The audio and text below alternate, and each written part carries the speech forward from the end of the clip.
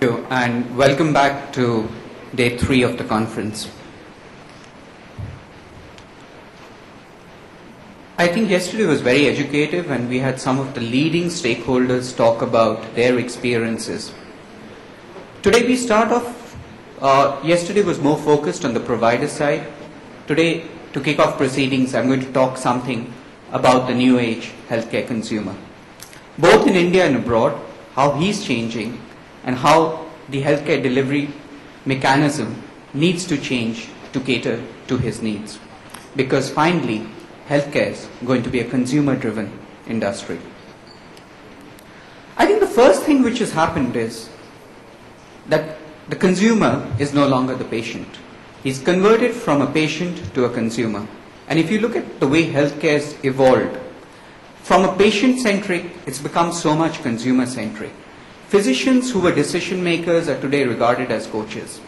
The responsibility from the health is now on the consumer, both in terms of what intervention he does and the physical and financial responsibilities. If he is a patient, he's a very impatient patient. The reasons for that, he has health information access. A decade ago, he didn't know what disease he had till he met the doctor. Today, the internet seamlessly provides us this information. And as I was discussing with a few doctors, more information than they have themselves. The patient-doctor communication has broken down over a period of time. And I think there is distrust on that. Today, the consumer wants to be part of the decision-making process. It was fine 10 years ago to say, tomorrow you need surgery, please get admitted. Today he says, doctor, if I do this surgery, what's going to happen to me? Doctor, if I continue on my medication, what's going to happen? And finally, doctor, if I don't do anything, what's going to happen to me? The other thing is, unfortunately, service sector standards, other service sector standards don't reflect in the healthcare sector. You can check out of this Taj hotel, I think, in 10 minutes. They could do it in 5. But try checking out of the best hospital in less than an hour anywhere in the world. And finally, I think he's become very discerning. He wants to buy not health. He wants to buy health and not healthcare. So I've structured this presentation around what are his aspirations, where is the new consumer in India, what are his information seeking habits, how is he financing healthcare, how the care settings changing, and how technology is playing the role of an enabler. First, I think it begins with aspirations. In India, I think we have 3 major consumer generation. The first are midnight's children who were born before 1955. The second we call transitions children, born between 1955 and 1985. And the third are born after 1986, who were born into a different India because this was a liberalized India. I think their needs are different. The midnight's children look more at maintenance, accessibility, affordable healthcare.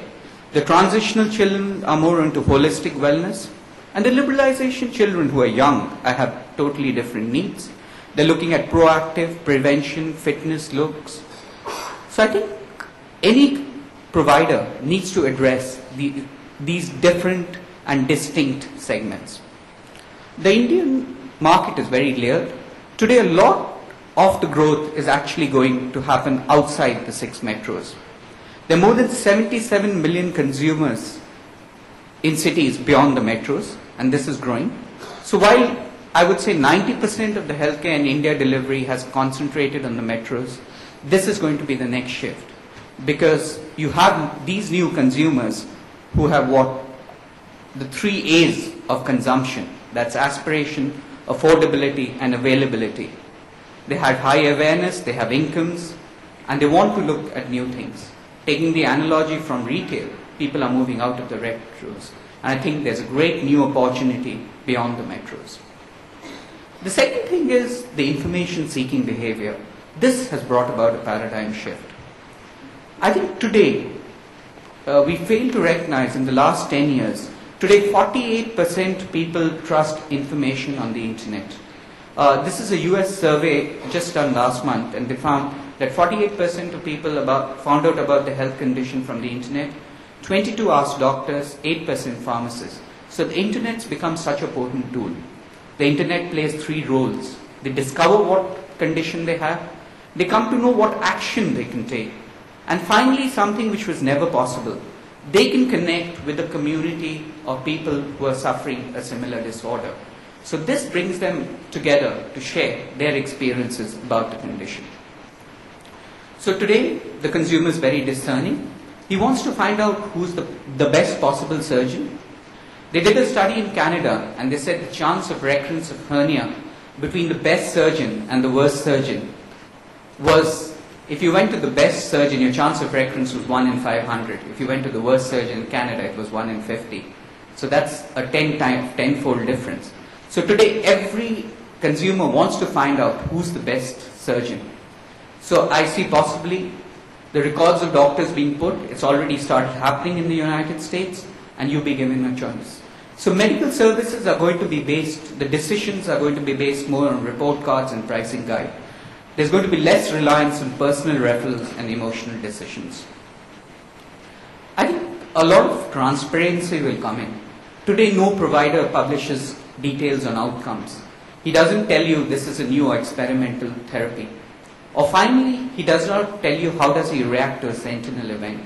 A sentinel event is something which grossly happens wrong in a hospital, supposing a wrong blood transfusion was done. Mistakes do occur, but what the consumers want to know, was that whole mechanism rectified? We did an extensive survey all over India to find out, what are the consumer perceptions, and one thing came out that, consumer perceptions are actually changing even physician perceptions. The physician's influence on the consumer choices is decreasing. We asked physicians, what is their response to business opportunities? Do they want to go into organized healthcare? And most of them said, close to 25% said, yes, we do want to join immediately. And this was led not because the physicians wanted to join, but the consumers today want a brand. They are unwilling to go to a single doctor. They want to go to a brand, and if that doctor is not part of the network, he'll be left out. So the concept of a doctor being a proven healer, a convenient doctor, famous doctors, while it's still there in vogue, over a period of time, I think the institution will take prime importance. We asked them what was the reason for choosing a doctor, convenience and reputation. But more and more said, we would look at going to an institution first and then checking the doctor. So I think that's a paradigm shift from even 5 years ago. The second thing is, I think, the accessibility to good healthcare was limited by affordability. And that's undergoing a paradigm shift. Today, if you look at healthcare expenditure in India or anywhere in the world, most of the expenditure actually takes place very near death. And some would say that's a little wasteful expenditure. Why would you waste so much money next to death? But evidently, no one wants to die. But I think the way the genomic age is coming in, we'll have a shift of this curve to the left. You're going to spend more money when you're healthy, so you need to spend less when you're sick. Because I think the genetic age is bringing one thing, it's redefining disease. What constitutes illness, defining human health by the probabilities based on the genes people carry, instead of whether a malady actually manifests itself. I'll give you an example. Today, the day you get diabetes, do you actually access the doctor? But tomorrow, if you were genetically known at the time of birth that you're predisposed to diabetes, I'm sure you'll access the healthcare system, you'll access a lifestyle counselor to make sure you don't get diabetes. So I think that the way the consumer is going to react to healthcare and access care is going to change in many ways, more than one. Another thing is going to happen today, you have mass customization of drugs. A drug like Lipitor, it's only good for 70% of the people who take it, but everyone takes the same drug because it's... Tomorrow you're going to have various categories of drugs. You're going to have Lipitor 1, 2, 3. So the drug would be specific for your genetic makeup. What it also does, in the largest sense, it divides disease into subcategories of disease. So the consumer is getting more and more personalized. Medicine is getting personalized, he's getting personalized. And I think there's a combination of both. One of the things where healthcare, especially in India, is moving more to the private sector, I think has to do a lot with rising income. We heard a lot about that yesterday. The rising income means the aspirations can be fulfilled. The other thing is, of course,